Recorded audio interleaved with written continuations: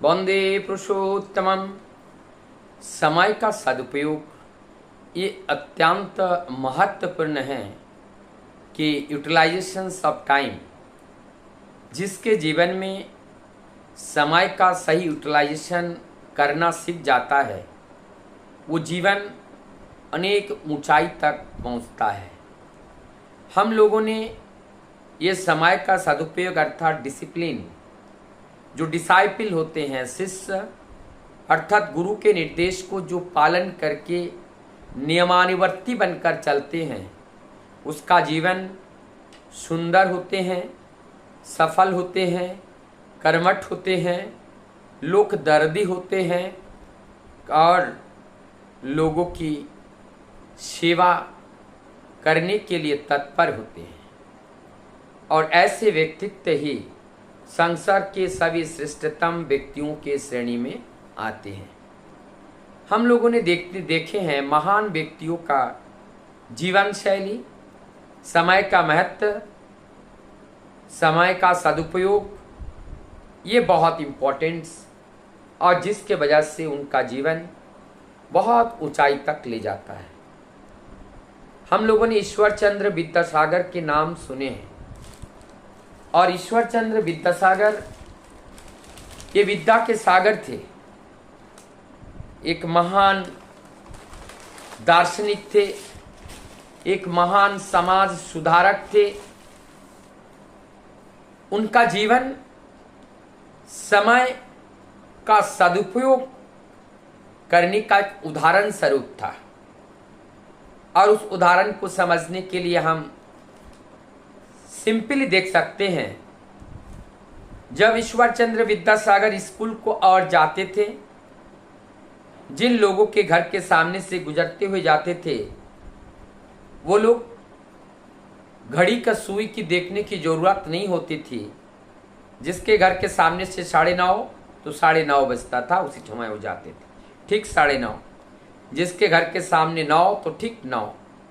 उनका जाने का आने का जो एक टाइम था, वो श्रृंखलाबद्ध तरीके से और समय अनुवर्तिता के साथ, कहीं पर कोई छल कपट कुछ नहीं, नियम का पालन करने वाले व्यक्ति बहुत ही सफल होते हैं। जितने भी पुरुषोत्तम इस धरती पर आए हैं, उनके जीवन को जब देखते हैं, उन लोगों का जीवन भी समय का सदुपयोग और किस तरीके से अपने जीवन को सही कार्य में नियुक्ति करना, ये सिखाते हैं। और इसी के माध्यम से वो व्यक्ति, वो पर्सनैलिटी डेवलप कर जाता है और वो एक महान व्यक्ति के रूप में गण्य हो जाते हैं। और कहते हैं समय के सदुपयोग, कहते हैं जब हम समय को एक कार्य करने के लिए जब फुल स्ट्रीम हम उसमें लगाते हैं, तो उस कार्य में हमें काफी हद तक सफलता मिलती है। अगर हम उसी समय को बांट बांट करके एक साथ 4 काम करते हैं, कालांतर में देखा जाता है किसी भी एक कार्य में हम सफल नहीं हो पाते हैं। तो हमें सफलता प्राप्त करने के लिए किसी एक कार्य के साथ हमें लगना पड़ेगा। जब हम नहीं लगते हैं तो जीवन में हम निश्चित रूप से असफलता होते हैं, हाथ लगता है। जीवन के सदुपयोग के लिए हमारा जो जीवन है, जिस समय सत्यनिष्ठ, कर्तव्यनिष्ठ एवं आदेश परायण होकर के चलना चाहिए।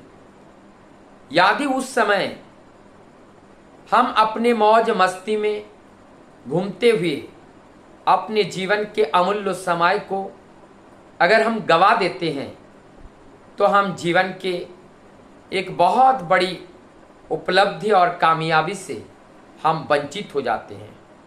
इसीलिए ये जो सत्य की खोज करना, वास्तविकता को जानना, हम कौन हैं, कहाँ से आए हैं, कौन हमें इस धरती पर भेजे हैं, ये सारे अनुसंधानी जो प्रश्न हमारे मस्तिष्क के अंदर अगर जन्म ले रहा है, तो ये हमें प्रेरित करेगी जानने के लिए समझने के लिए, खोजने के लिए, और जिसके वजह से हमारे अंदर एक इच्छा शक्ति का जागरण होगा।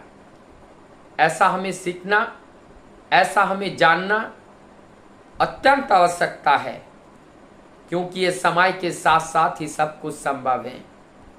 बाल्य जीवन, बचपन में हम अगर हंसते खेलते और मनोरंजन करते बिता देते हैं, और उसके बाद जब यौवन आते हैं हम कामकाज में व्यस्त हो जाते हैं, एकदम कलू के बैल की तरह। समय नहीं होता है साधन भजन करने का, सत्य को जानने का। जब हमारे पास समय सत्य के जानने के लिए नहीं होते हैं, साधन भजन करने के लिए नहीं होते हैं, तो बुढ़ापे में हम उस सत्य को कैसे जानेंगे?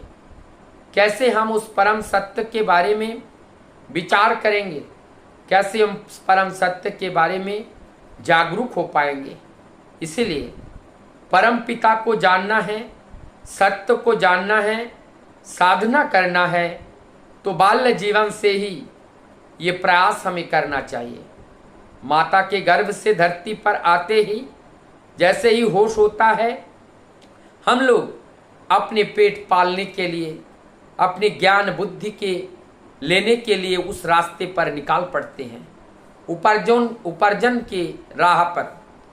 और इस उपार्जन के राह पर जब हम निकल पड़ते हैं और उसमें हम प्राय अपने जीवन का 80% गवा देते हैं, और उसके बाद शेष जीवन पीड़ा में, दुख में, दर्द में, तो प्रभु भजन कब होगा? इसीलिए हमें बाल्यकाल से ही प्रभु भजन में लग जाना चाहिए। अगर हम बालकाल से नहीं लगते हैं तो हम अपने आप को धोखा दे रहे हैं, और केवल पेट पालने के लिए ही अगर जीवन है, पेट तो पशु भी पाल लेते हैं। पेट तो जीव जंतु सड़क पर लेटे हुए, घूमते हुए पागल, वो लोग भी तो अपना पेट पाल लेते हैं। तो अगर केवल आहार, निद्रा और प्रजनन के लिए जीवन है, तो ये जीवन तो पशु का भी है। तो पशुवत जीवन से हटकर ये मानव जीवन हमें क्यों मिला, और इस मानव जीवन का उद्देश्य क्या है? किस कार्य के लिए इस मानव जीवन मिला?